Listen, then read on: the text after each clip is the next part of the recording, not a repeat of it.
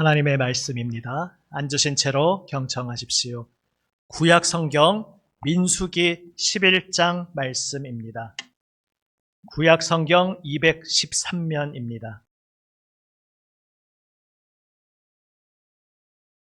구약 성경 213면 민수기 11장 먼저 4절에서 6절 말씀 제가 받들어 읽습니다. 11장 4절입니다. 그들 중에 섞여 사는 다른 인종들이 탐욕을 품으매 이스라엘 자손도 다시 울며 이르되 누가 우리에게 고기를 주어 먹게 하랴. 우리가 애굽에 있을 때에는 값없이 생선과 오이와 참외와 부추와 파와 마늘들을 먹은 것이 생각나거늘 이제는 우리의 기력이 다하여 이 만나 외에는 보이는 것이 아무것도 없도다 하니. 아멘. 다음은 10절에서 16절 제가 받들어 읽습니다. 백성의 온 종족들이 각기 자기 장막문에서 우는 것을 모세가 들으니라. 이러므로 여호와의 진노가 심히 크고 모세도 기뻐하지 아니하여 모세가 여호와께 여짜오되 어찌하여 주께서 종을 괴롭게 하시나이까? 어찌하여 내게 주의 목전에서 은혜를 입게 아니하시고 이 모든 백성을 내게 맡기사 내가 그 짐을 지게 하시나이까? 이 모든 백성을 내가 베었나이까? 내가 그들을 낳았나이까? 어찌 주께서 내게 양육하는 아버지가 젖먹는 아이를 품듯 그들을 품에 품고 주께서 그들의 열조에게 맹세하신 땅으로 가라 하시나이까? 이 모든 백성에게 줄 고기를 내가 어디서 얻으리이까? 그들이 나를 향하여 울며 이르되 우리에게 고기를 주어 먹게 하라 하온즉 책임이 심히 중하여 나 혼자는 이 모든 백성을 감당할 수 없나이다. 주께서 내게 이같이 행하실진대 구하옵나니 내게 은혜를 베푸사 즉시 나를 죽여 내가 고난당함을 내가 보지 않게 하옵소서. 여호와께서 모세에게 이르시되 이스라엘 노인 중에 내가 알기로 백성의 장로와 지도자가 될 만한 자 70명을 모아 내게 데리고 와 회막에 이르러 거기서 너와 함께 서게 하라. 아멘. 다음 24절 25절입니다. 24절 모세가 나가서 여호와의 말씀을 백성에게 알리고 백성의 장로 70인을 모아 장막에 둘러 세우매 여호와께서 구름 가운데 강림하사 모세에게 말씀하시고 그에게 임한 영을 70 장로에게도 임하게 하시니 영이 임하신 때에 그들이 예언을 하다가 다시는 하지 아니하였더라. 아멘. 아멘. 기도하시겠습니다. 거룩하신 아버지 하나님, 변치 않으시는 주님의 사랑 의지하여 오늘도 주님 임재 앞에 엎드렸습니다. 사모하며 주님 말씀을 기다립니다. 하나님, 이 자리로 우리 아버지 하나님께서 사랑하시는 아들, 딸을 불러주셨사오니 주여 부르시며 예비하신 생명 말씀, 사랑하시는 자녀들에게 이 시간 들려주시옵소서. 말씀으로 저희의 마음을 새롭게 하여 주시옵소서. 주여 말씀의 종으로 세우신 아버지 주님의 일꾼을 이 시간 성령 충만케 하시고 아버지의 말씀을 아버지 하나님의 마음을 순전하게 담대히 잘 전하게 하여 주시옵소서. 우리 구주 예수 그리스도의 이름으로 기도드립니다. 아멘. 할렐루야. 아멘. 날짜로는 벌써 가을이 왔었어야 하는 것 같았는데 한참 무덥다가 이제 지난 주간 비로소 때때로 조금 가을 바람이 부는구나 약간씩 이제 느낌이 오는 것 같습니다. 또 환절기에 감기 조심하시고 또 건강하시며 무엇보다 우리에게 변화무쌍한 다양한 계절을 선물로 주시는 하나님께서 또 우리의 삶에 베푸시는 풍성한 선물을 누리시고 특별히 결실의 계절 주님 말씀의 은혜의 열매가 우리의 마음과 삶의 풍성이 맺어지시기를 주님의 이름으로 축복합니다. 아멘. 오늘 본문 말씀 원망과 불평이 가득 기록되어 있는 본문입니다. 사실 오늘 본문 4절 전에 11장 1절에서 3절에 먼저 그 발단이 되는 사건이 나와 있습니다. 다베라라는 이름이 일컬어지게 된 기원의 사건으로 백성이 악한 말로 원망하였다라고 11장 1절에 나와 있습니다. 하나님께서 들으시기에 악한 말로 원망하였다는 것입니다. 여기서 원망하였다는 단어가 굉장히 독특한 단어입니다. 우리말로 번역하니까 그냥 원망하다이지만은 이 히브리어 원어로는 성경에 2번밖에 나오지 않는 희귀한 단어입니다. 그리고 그 어원의 뜻은 한숨 쉬다입니다.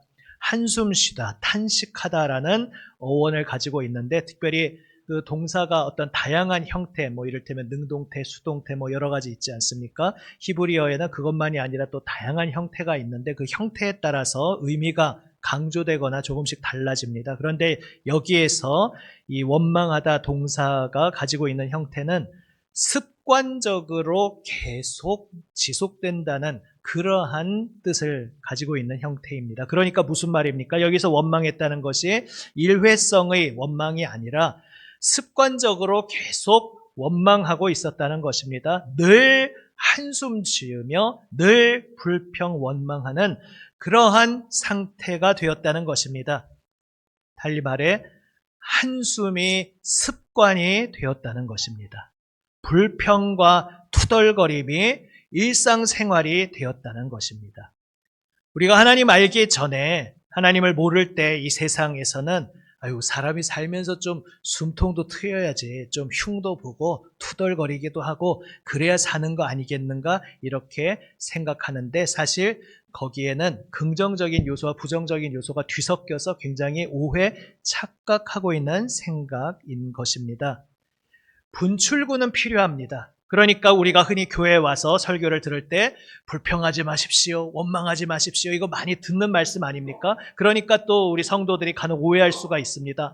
절대 불평, 원망이 마음속에 있어도 입 꼭 다물고 꼭꼭 내리누르고 참아야지 생각합니다. 하지만 물이 끓어오르는데 뚜껑을 아무리 내리누르고 억지로 닫아도 한계가 있습니다. 오히려 폭발할 때 폭발력이 더 강해질 뿐입니다.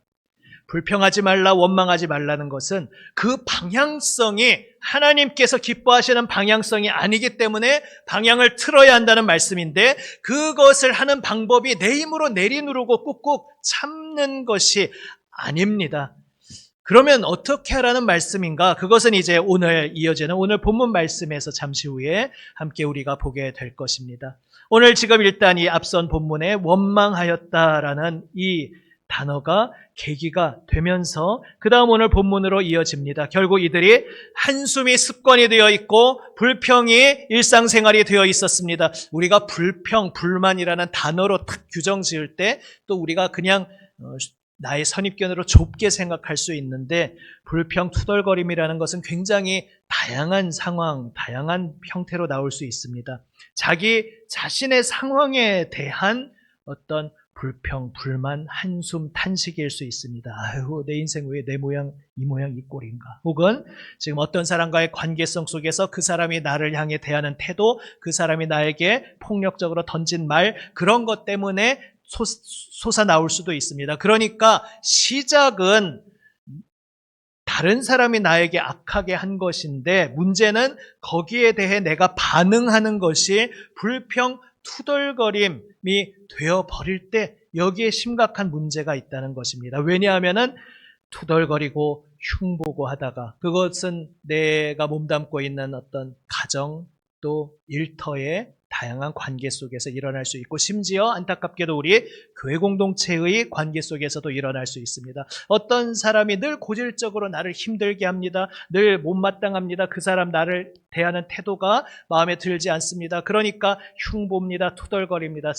그래 특별히 내가 좀 편안한 관계 속에 그냥 나를 그대로 있는 그대로 드러내는 그런 관계 속에서 흉보고 그런 일들이 생길 수 있습니다. 하나님을 알지 못하는 세상에서는 그래야 숨통이 트인다고 생각하지만 성경에서는 그것이 아닌 다른 대안을 말씀하고 있고 오히려 이렇게 너무 편안한 관계가 내 영혼을 망가뜨릴 수 있다는 것을 사실 조심해야 됩니다. 너무 편하다 보니까 그냥 그 사람과 만나서 제3자 늘 내가 몸담고 있는 곳에서 나를 힘들게 하는 사람에 대해서 흉보고 투덜거리고 그러면서 풀려고 하는데 그러다가 보니까 한숨 짓는 것이 습관이 되어버립니다. 습관적으로 원망하는 인생이 됩니다.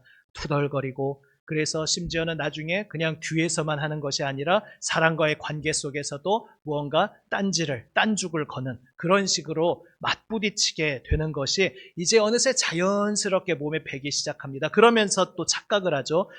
내가 옛날에는 힘이 없어서, 아니면은 내가 좀 어리바리 해가지고 그냥 꾹 참고 지나갔지만 이제 내가 더 이상은 못 참아. 나도 이제 더 이상 만만하지 않거든. 나도 이제 클 만큼 컸거든 하면서 이제는 내가 그냥 꾹 참고 지나가지 않고 맞받아치고 딴죽을 걸고 하면서 내심 뿌듯해할 수도 있습니다. 내가 옛날에 비해서 이제 좀 속 시원하게 터트리고 이제 내가 바보같이 당하기만 하던 옛날에 내가 더 이상 아니야. 이렇게 말하는데 그 속에서 습관적으로 한숨 쉬고 일상생활이 되어버리는 불평의 함정에 내가 빠지고 있지 않은지 조심하고 경계하라. 오늘 본문을 통해 주님께서 우리에게 주시는 말씀을 우리가 다시 귀 기울여 듣게 됩니다.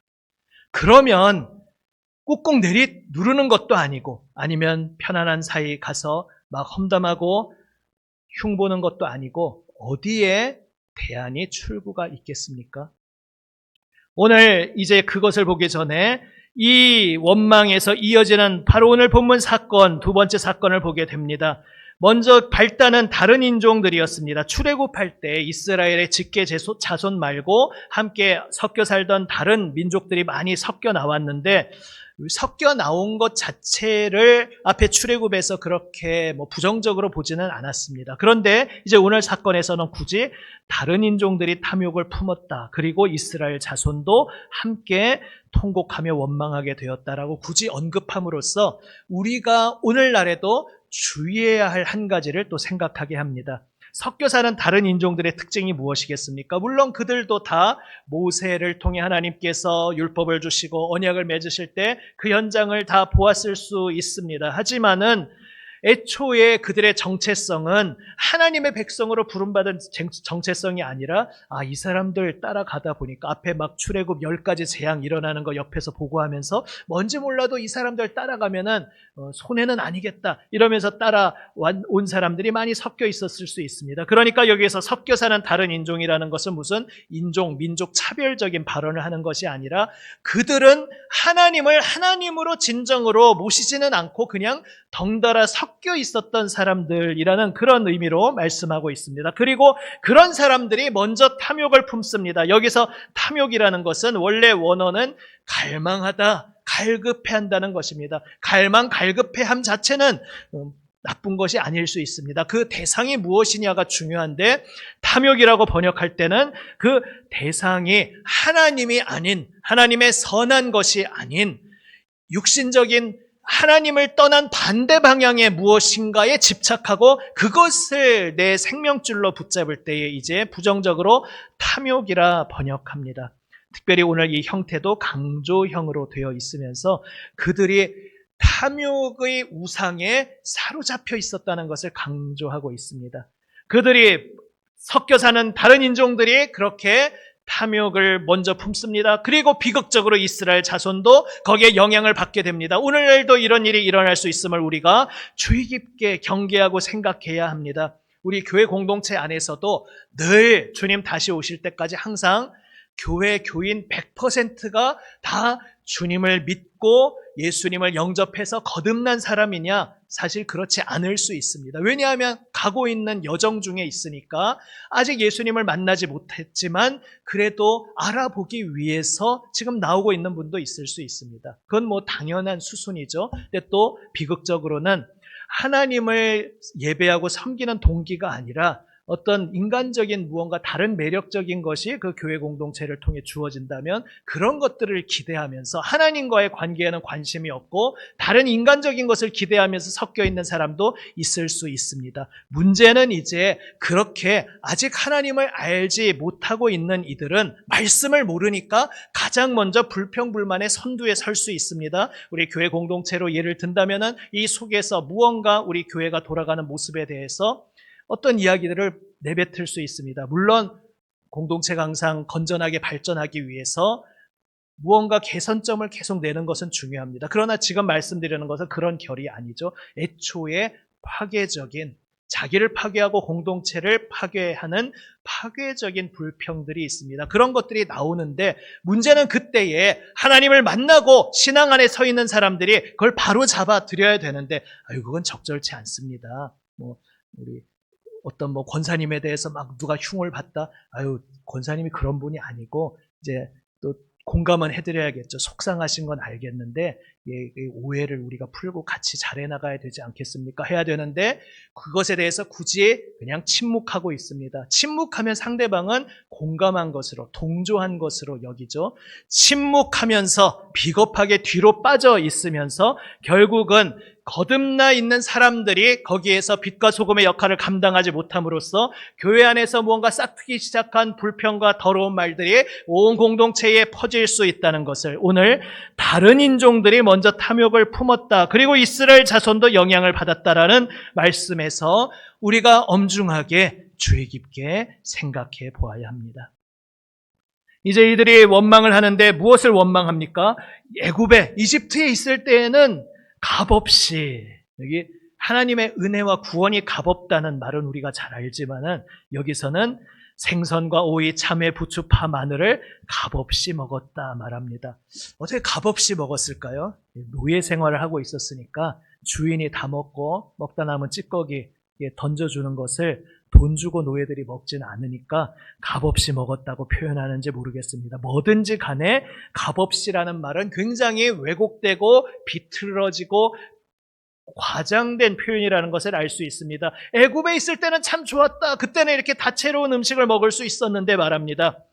광야를 지나면서 물론 이런 다양한 것들을 먹지 못하니까 아이고 아쉽네 속으로 생각할 수는 있습니다. 그런데 문제는 지금 이 사람들의 말의 초점은 그게 아니라 애굽에 있을 때는 이러이러해서 참 좋았는데 여기 이 광야에 괜히 나와가지고 이 만나 외에는 보이는 것이 없다 말합니다. 만나는 무엇입니까? 하나님께서 날마다 기적적으로 하나님의 은총을 확실하게 보여주시며 일용할 양식을 채워주시는 바로 그러한 음식이었습니다. 그런데 이제는 그 만나를 멸시하고 하찮은 것으로 여깁니다. 이 만나 따위 밖에 우리에게는 없구나. 애굽에 있을 때는 참 맛있는 거 많이 먹었는데 말하고 있습니다. 애굽에 있을 때 그 태중의 귀한 생명을 잉태했을 때 우리가 다 출산을 목놓아 기다리는데 그곳에서는 그럴 수가 없었던 그 비참했던 현실.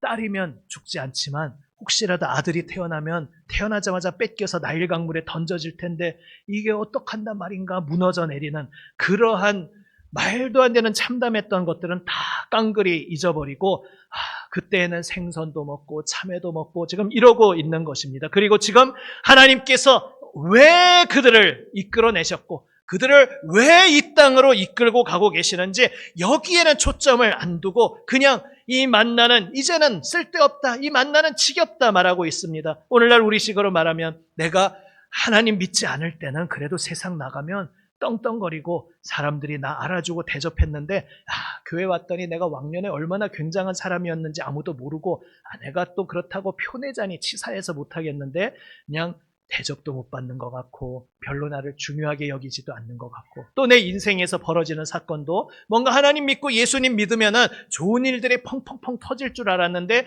좋은 일은커녕 오히려 예수 믿는다는 것 때문에 곤란하고 여러 가지 어려운 일들이 생길 때에 하나님 믿지 않을 때가 차라리 나았는데 라고 말하는 순간 하나님의 구원의 은혜를 아무것도 아닌 것으로 여기고 십자가 그 보혈의 사랑을 나에게 하찮은 것으로 불필요한 것으로 거추장스러운 것으로 여기는 그러한 하나님을 능멸하는 말이 되는 것입니다. 그래서 오늘 이 불평에 대해서는 하나님께서 엄중하게 반응하십니다. 애초에 처음 출애굽한 직후에도 사실 백성들은 참 일관성이 있었습니다. 안 좋은 의미에서 일관성이 있었습니다. 먹을 것 떨어지면 그 초창기부터 조금 전에 바다가 갈라지는 것을 목격하고 경험한 건 다 온데간데 없고 우리를 굶겨 죽이려고 이 광야로 끌고 나왔냐. 또 마실 물이 떨어지면 우리를 목말라 죽게 하려고 이 광야로 끌고 나왔느냐. 모세를 원망하고 하나님을 원망했습니다. 그런데 그때 초창기에는 하나님께서 놀랍게도 묵묵히 그냥 침묵으로 응답만 해주셨습니다. 우리 먹을 거 없습니다. 우리 굶겨 죽이려고 끌고 나왔습니까? 하는데 한마디 하실 법도 한데 먹을 게 떨어졌구나. 그러면 이제 내가 놀라운 걸 보여주겠다 하면서 이제 만나를 처음 시연해서 보여주십니다. 우리 목말라 죽게 하려고 끌어냈느냐 이야기하니까 목마르지 내가 반석을 갈라서 거기서 생수를 주겠다. 이렇게 그저 묵묵하게 응답만 해주셨습니다. 그런데 이제 오늘 오니까 이제 진노하십니다. 하나님이 참고 참다가 이제 폭발하셨다는 것이 물론 아닙니다. 이제 백성들이 그동안 하나님께서 이 광야에서 어떻게 응답해 주시는지 정말 사람으로서는 막막하고 길이 없고 절망이다 생각하고 심지어 그것으로 하나님을 원망하는 그런 잘못된 길로 감에도 불구하고 하나님께서 다 보여주셨습니다. 사람으로서는 될 수 없는 그 상황에서 어떻게 하나님께서 응답하시는지 체험케 하셨습니다. 그렇다면 이제는 깨달아야 하지 않겠느냐? 이제는 알아야 하지 않겠느냐? 언제까지 옛날에도 불평불만해도 하나님이 아무 말도 안 하시던데 그래도 되는가 보다 이렇게 생각하면서 계속해서 하나님 무서운 줄 모르고 하나님 두려운 줄 모르고 행하는 그들에게 이제 하나님께서 진노하십니다. 특별히 만나를 하찮은 것으로 여긴 것이 결정적인 것으로 보여집니다. 이제 그냥 우리 죽이려고 왔느냐 이것 자체도 사실 굉장히 하나님을 모독하는 말이었지만 만나를 하찮은 것으로 여기고 결국 애굽을 그리워한다는 것 자체가 하나님께서 우리를 구원하신 이 사건, 우리 신약으로 말하면 독생자 예수님이 나를 위해 육신으로 오시고 십자가에 피 흘려 죽으신 그 모든 것 자체가 그게 무슨 상관이냐? 내 목구멍이 포도청인데 내 인생이 이렇게 힘겹고 내 인생이 이렇게 어려운 일들이 생기는데 예수님이 십자가에 달려 죽으셨던 말든 그게 나랑 무슨 상관이냐? 오늘 내 삶에 어려움이 없게 해주셔야 의미가 있지. 이런 식으로 말하는 것에 대해서 아직 믿음이 부족하고 연약하고 초신자일 때는 하나님이 모르는 것이기에 불쌍히 여기시며 묵묵히 채워주셨지만 이제 알만한 때가 되었다면 계속 그 자리에 머물러 있고 심지어는 그게 괜찮은 줄 알고 이제 더 나아가서 하나님이 베푸신 은혜 자체를 정말 감사할 줄 모르고 아무것도 아닌 것으로 심지어 거추장스러운 것으로 여기는 것에 대해서 여호와의 진노가 심히 크고 10절 말씀, 이 말씀을 우리가 정말 엄중하게 들어야 하겠습니다. 그렇다면 우리가 사실 참 힘겨운 삶에서 한숨이 푹 나올 수가 있는데 아까 말씀드렸듯이 억지로 내리누르고 참는 게 또 성경에서 말씀하는 답이 아니라 말씀드렸습니다. 그러면 무엇입니까? 오늘 모세의 모습에서 우리는 그 답을 찾게 됩니다. 얼핏 보면 모세도 불평하고 있는 것처럼 보일 수 있습니다. 모세의 말이 또 굉장히 자세하게 묘사되어 있는데 하나님 앞에 이런 말을 해도 되나 싶을 정도로 굉장히 노골적으로 아주 적나라합니다. 뭐라고 합니까? 하나님, 제가 이 이스라엘 백성 뱃속에 잉태하고 제가 낳았습니까? 제가 얘네들 아버지입니까? 왜 하나님께서는 저를 이 이스라엘 백성의 아버지처럼 그렇게 삼으셔서 그 젖 먹는 아이 품고 가듯이 아빠 엄마가 그렇게 하듯이 이들을 내가 끌고 가라고 하시는데 저들이 지금 고기 달라고 합니다. 제가 이 수많은 남자 장정만 60만 명이나 되는 이 거대한 사람들을 무슨 수로 고기를 먹입니까? 할 수도 없는 저에게 너무 무거운 짐을 지어주셨습니다. 하나님 제게 좀 은혜를 베풀어 주십시오 말합니다. 여기서 은혜를 베푼다는 것이 처음에 11절에서 은혜를 입게 아니하시고 할 때 이게 무슨 말인가 했는데 15절에 보면 그 의미가 나옵니다. 은혜를 베푸사 즉시 나를 좀 죽여주십시오. 그냥 이 세상 더 이상 이 고통 당하지 않고 제 생명 빨리 걷어 가시는 게 저에게 은혜 베푸시는 겁니다. 그만큼 제가 이제는 못 견디겠습니다. 너무 힘듭니다. 언제까지 이 백성들의 이 모습을 제가 보고 견뎌야 합니까? 이렇게 외칩니다. 그 모세의 모습에 대해서 하나님께서는 앞서 이스라엘에 대해서 진노하신 것처럼 진노하셨다 이야기하지 않습니다. 하나님께서는 그 모세에게 응답하십니다. 너에게 동역자가 필요하구나. 너 70명을 세우라. 그러면 지금까지는 내가 나의 영을 너에게만 임하게 했지만 이제는 이 70명, 물론 모세와 같이 계속 만나주시는 것은 아니고 한번 일회적으로 경험케 하시는 것이긴 했습니다. 아무튼 그래도 한번 경험하면 경험하지 못한 자와 너무나 천지 차이로 큰 차이가 나는 것이죠.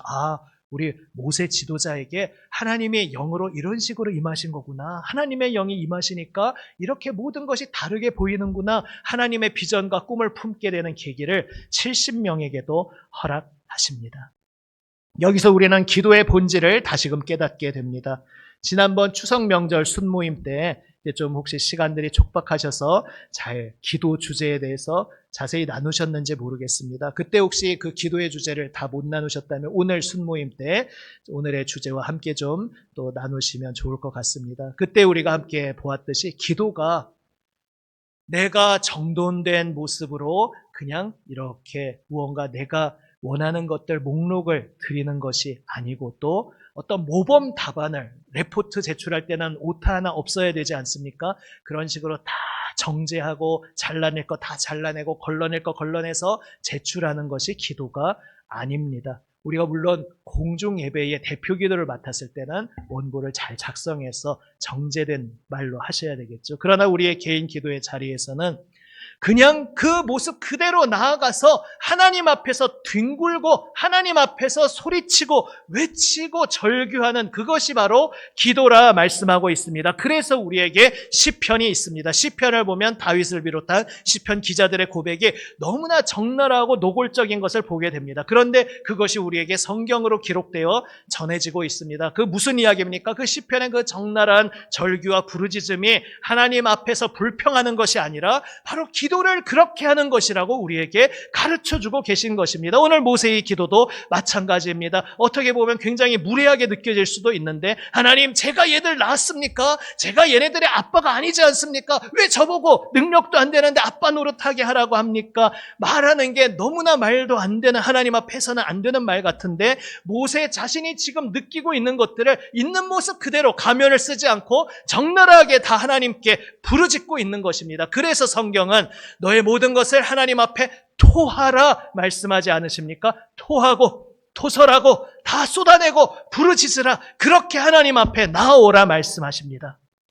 결국 이 모세와 달리 이스라엘 자손이 실패한 것은 무엇이었습니까? 불평이 올라올 때 불평불만을 하면은 거룩한 게 아니지 하고 입술을 닫고 꾹 참았어야 되는데 참지 않아서 문제가 된 것이 아니라 그러한 힘겨운 일이 있을 때 하나님 앞에 가지고 나와서 하나님 앞에서 땡깡을 부리든 하나님 앞에서 뒹굴든 하나님 앞에서 소리를 치든 어쨌든 하나님 앞에서 했어야 되는데 그냥 그들은 자신의 불평으로 주절거림으로 공동체를 어지럽히고 원래 우리가 옆 사람에게 누군가 험담을 할 때 그 험담의 목적이 무엇입니까?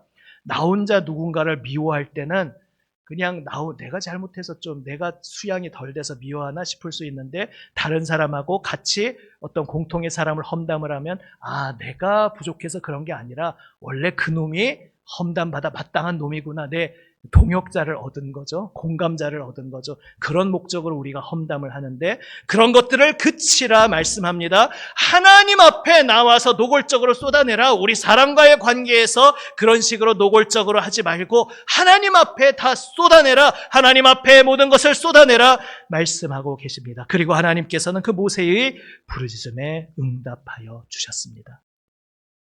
오늘 전체 본문이 길어서 건너뛰며 읽어서 그 부분을 안 읽었지만 반면에 이스라엘 자손들 우리가 애굽에 있을 때는 온갖 것 다 먹었는데 고기 좀 먹을 수 없냐? 만나는 지겹다 하는 그들에게는 하나님께서 무엇이라 응답하십니까? 19절 20절에 보시면 하루나 이틀이나 닷새나 열흘이나 20날만 먹을 뿐 아니라 냄새도 싫어하기까지 한 달 동안 먹게 하시리니 메추라기를 하늘을 까맣게 뒤덮을 정도로 보내서 백성들이 신났습니다. 그냥 나가서 지팡이 막대기 대충 휘둘러도 눈앞에 낮은 저공비행하는 애들을 다 잡아가지고 집집마다 장막마다 앞에 잡은 메추라기를 쫙 펼쳐놓고 이거 언제 다 먹지 하고 막 행복한 상상을 하면서 먹는데 그거 먹고 이에 씹기도 전에 수많은 사람들이 죽었다. 하나님의 진노로 하나님의 치심을 받고 죽었다 말씀합니다. 그러니까 하나님께서는 하나님의 손이 짧다는 식으로 하나님이 먹일 수 없다는 식으로 하나님을 불신하고 원망하는 이들을 향해서 얼마든지 하나님께서 행하실 수 있다는 것은 보여주시면서 그러나 하나님을 믿지 않고 하나님을 멸시했다. 20절에 보시면 그렇게 표현하고 있습니다. 우리 중에 계시는 하나님을 멸시한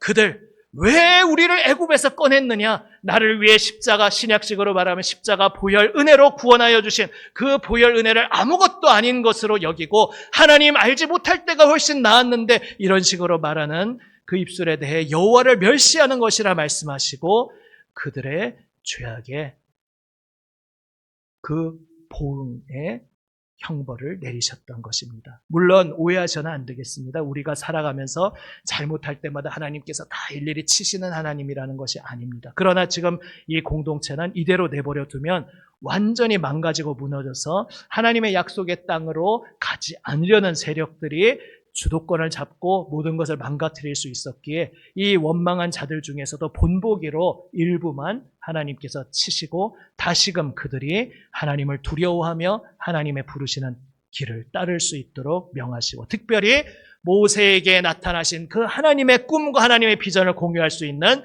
동역자 70명도 세워주셨던 것입니다. 주님의 사랑받는 여러분, 한숨이 불평이 습관이 일상이 되지 않는 우리 모두가 되기 원합니다. 나의 모든 힘겨움들 하나님께서 이미 알고 계십니다. 그리고 나에게 나와서 부르짖으라 기다리고 계십니다. 주님께서는 반드시 들으십니다. 우리가 무슨 것을 이야기하든지 주님 앞에 부르짖을 때에 주님께서는 들으시고 진지하게 심각하게 들으시고 소중하게 들으시고 응답하여 주십니다. 그리고 오늘 모세는 고백합니다. 70명뿐만 아니라 모든 하나님 백성에게 하나님의 영을 다 부어주시면 좋겠다. 그런데 놀랍게도 이 말씀이 정말 실현되었습니다. 바로 신약에 와서 예수 그리스도께서 우리를 위해 죽으시고 부활 승리하심으로 승천하심으로 이제 예수 믿는 모든 성도에게 하나님의 영을 부어주셨습니다. 지금 여러분 예수님이 나를 위해 죽으시고 부활하신 것 마음에 믿으십니까? 그렇다면 이미 여러분에게 하나님의 영이 찾아와 계시고 여러분 안에 하나님의 성령이 거하고 계시다는 사실을 믿으시기를 바랍니다. 하나님께서 분명히 말씀으로 약속하신 것입니다. 우리는 이토록 놀라운 경이로운 위대한 시대를 살고 있습니다. 그런데 이러한 놀라운 은혜를 성령까지 받았음에도 불구하고 내가 주파수를 엉뚱한 대로 맞추면 또 옛사람의 어리석은 목소리를 따라 투덜거리고 불평하고 흉보고 뒷담화하는 그러한 것이 우리의 일상이 될 수 있습니다. 그것은 나의 영혼을 치명적으로 망가뜨리고 우리 공동체를 치명적으로 무너뜨리고 망가뜨리는 것이라는 것을 엄중히 기억하며 오직 모든 것을 주님 앞에 가지고 나아가 부르짖는 우리 모두가 되시기를 바랍니다. 우리에게 소망이 있음은 오늘 불평보다 더 큰, 이것이 설교 제목인데 뒤에 생략된 말이 무엇이겠습니까? 우리의 불평보다 더 큰 하나님의 자비가 우리와 함께 하시기 때문입니다. 결국 이때에도 그 많은 이들이 그렇게 하나님을 능멸하였지만 그 중에 일부만을 치시면서 다시 그들로 하여금 각성하고 정신 차리고 제 길을 걷게 하셨습니다. 앞에 다베라 사건에서도 진영의 끝을 사르게 하셨다 굳이 강조하고 있습니다. 한가운데 불을 지르신 것이 아니라 진영 끝을 불이 나게 하면서 최소한의 피해 속에서 백성들이 정신 차리고 다시 하나님 앞에 엎드리도록 자비와 긍휼의 손길로 다가와 주신 것입니다. 오늘 불평과 한숨이 습관이 되는 것이 아니라 은혜의 감사함으로 깨어 있어 나의 어떠한 어리석음과 연약함보다 더 큰 하나님의 자비가 끝까지 나를 붙들어 주신다는 것을 기억하시며 오늘도 소망 중에 모든 일 가운데 주님 앞에 나아가 주님 앞에 부르짖고 주님 앞에서 뒹굴고 주님 앞에서 외치고 그리하여 주님의 응답하심을 받는 우리 모두가 되시기를 주님의 이름으로 축복합니다. 기도하시겠습니다. 살아계신 아버지 하나님, 주님의 크신 자비와 긍휼이 우리의 모든 연약함과 어리석음을 이기고 십자가 보혈 은혜가 우리의 모든 죄악을 씻어주시며 주여 하나님의 사랑받는 새 생명의 자녀 되게 하여 주시니 감사드립니다. 아버지 하나님, 그러나 성령 받은 저희들조차 때때로 주여 옛사람의 목소리에 어리석게 귀 기울이며 한숨과 불평이 습관이 되고 일상이 되어버릴 때가 많았습니다. 하나님 베풀어 주신 놀라운 만나의 기적, 공급하여 주시는 하나님의 은혜를 당연한 것으로 뻔한 것으로 여기며 감사하지 못할 때가 많았습니다. 주님, 오늘 다시 저희의 눈을 열어 주시옵소서. 저희의 마음을 열어 주시옵소서. 베풀어 주고 계시는 주님의 은혜를 믿음의 눈으로 보며 주님께 감사함의 고백으로 엎드리게 하여 주시옵소서. 이 길 가는 동안 힘겨운 모든 시간들 속에서도 오직 주님 앞에 모든 것 부르짖고 그리하여 응답하여 주시는 주님의 대답을 듣고 경험케 하여 주시옵소서. 살아계신 우리 구주 예수 그리스도의 이름으로 기도드립니다. 아멘.